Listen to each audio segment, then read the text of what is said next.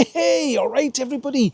How's it going? Now, I'm here with the Emoko e-bike, and when I did a review of this e-bike, I had an issue with the rear brake. So it's a brand new bike, but I had an issue with the rear brake. Now, the rear brake, it felt quite spongy, and the lever was going down to there quite easy, and it was only giving me a little bit of rear brake. So I assumed there must be some air in the system. So I've tried to bleed the brake, and I have got the brake working like it should be working, but it wasn't the most easy, straightforward brake to bleed. This top part here, very easy to do this part. The bit down there, now it would be easy if I had the right tools for the right job, but I had I got like a brake bleeding kit, but it wouldn't fit that. The bleed screw down there, because it's recessed. It's got a recessed brake bleed screw, and I couldn't get anything in there. Out of all the adapters I had, I couldn't get it in there. So let's have a look at my plight of trying to bleed this brake, and then we'll go for a little bit of a ride and see if the brake is actually a little bit better. Right, okay, here's the brake here now. So we got this bit here with the brake hose on. Now, the bleed part is tucked away, I believe, if I can show you, is by there. Can you see that there? Where I'm pointing there, that's where the bleed valve is, I believe. Bit difficult to get back there, so let's take this off here.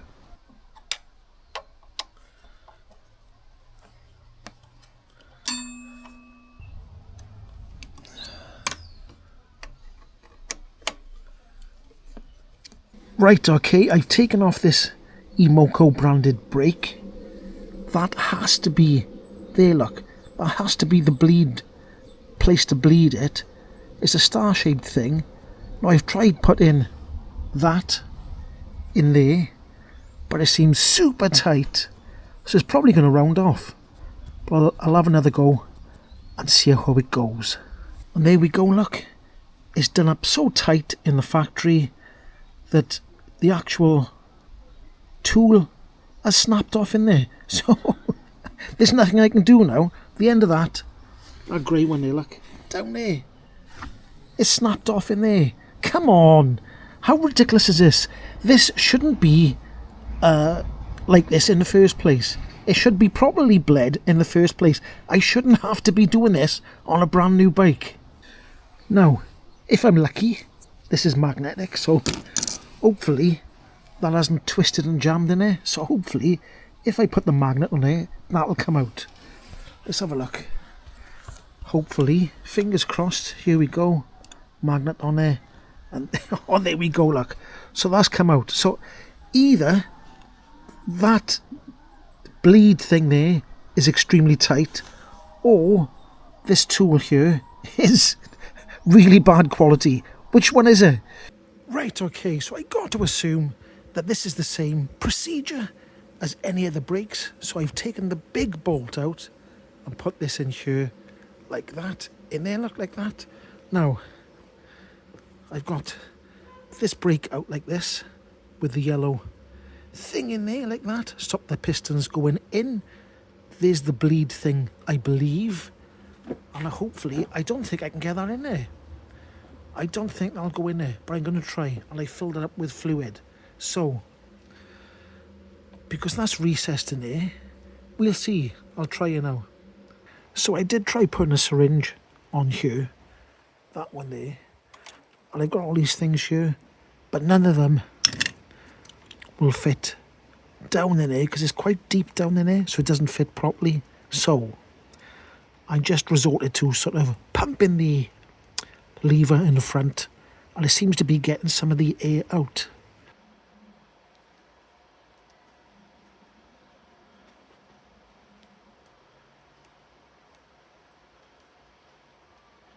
Right, okay then, so I don't know if that made sense, but this top part here, easy to bleed, easy to connect a bleeder thing to the top part.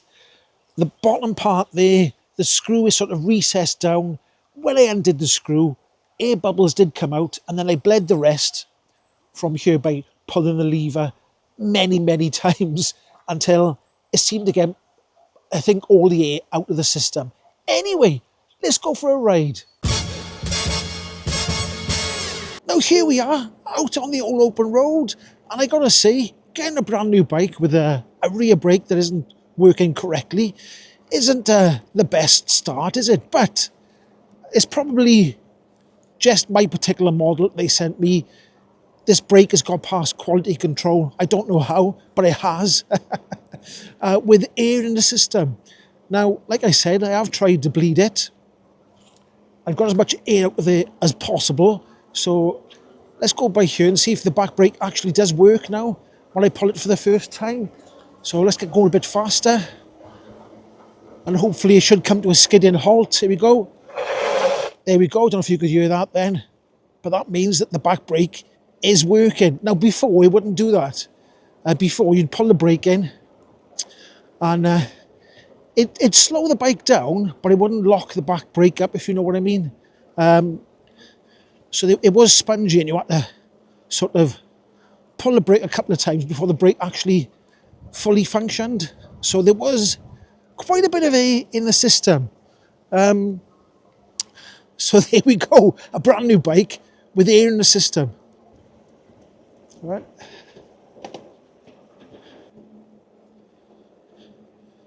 Now, quite a few people jogging this morning, probably because it stopped raining. It has been raining for weeks and weeks. I've been trying to do this video for a couple of weeks, but it just keeps raining every day. And this is the first dry day, and I use the term dry day, you know, in the best possible way, because it's not a dry day. It's not actually raining now. It's a bit damp in the air. The ground is wet. There are clouds everywhere, and it's due to rain any moment now. So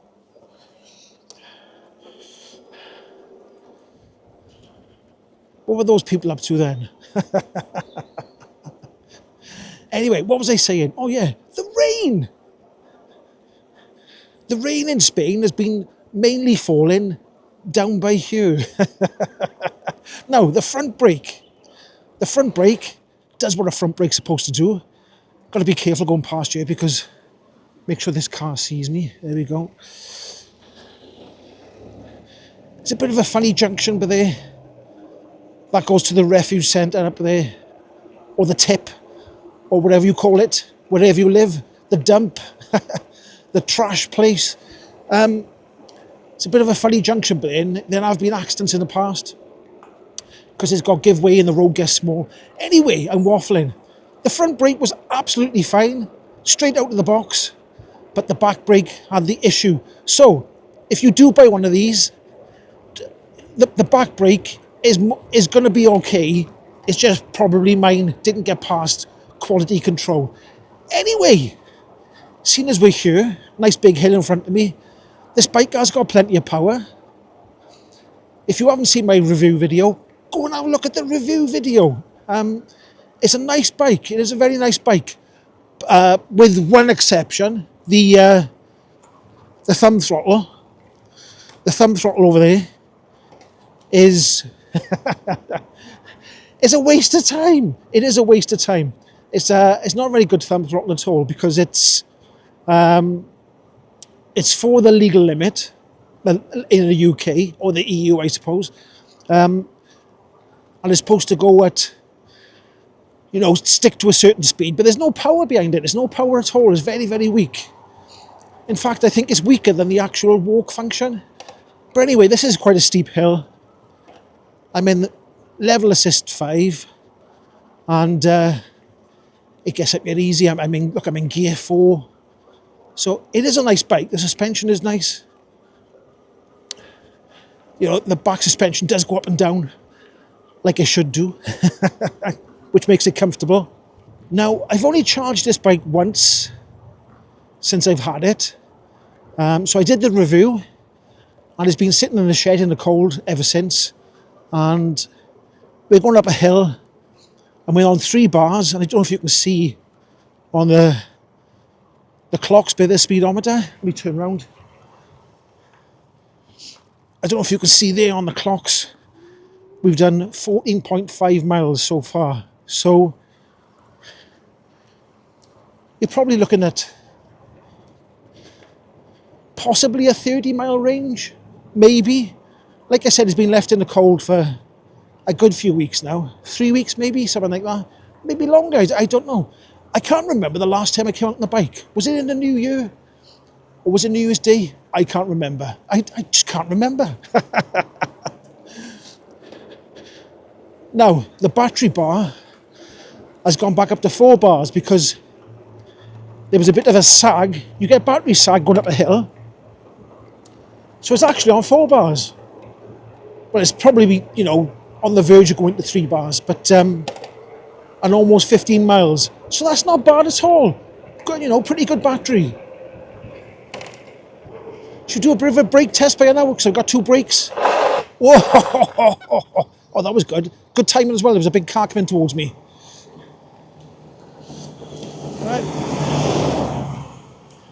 He was going a bit fast then, wasn't he? So, there we go. Brakes work lovely. That stopped me well then, I gotta say.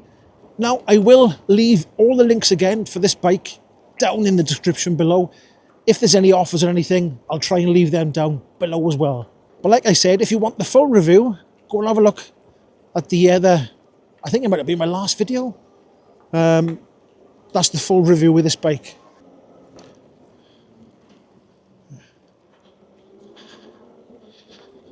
See what I mean about that junction there? You've got to be careful. It makes you a bit nervous going past that junction. It does. Now, people do ask me from time to time, is there a way to unlock this bike, or is there a way to make the thumb throttle faster? At this moment in time, I don't know. I honestly don't know how to change anything on this e-bike. I haven't looked into it. So I don't know. So I can't give the answers to that question. But out of the box, it is 15.5 miles per hour top speed. But the torque sensor there, it does give you a good, it is a nice bit of boost. It does give you, you know, the hills are easy on this bike. Anyway, I only came out to do a quick test of this brake lever. So let me just turn around by here a second and pull in by here so I'm not in by the traffic. So if you did like this video, don't forget to give it a like, subscribe, comment down below, and I'll catch you in the next one. Ahoy!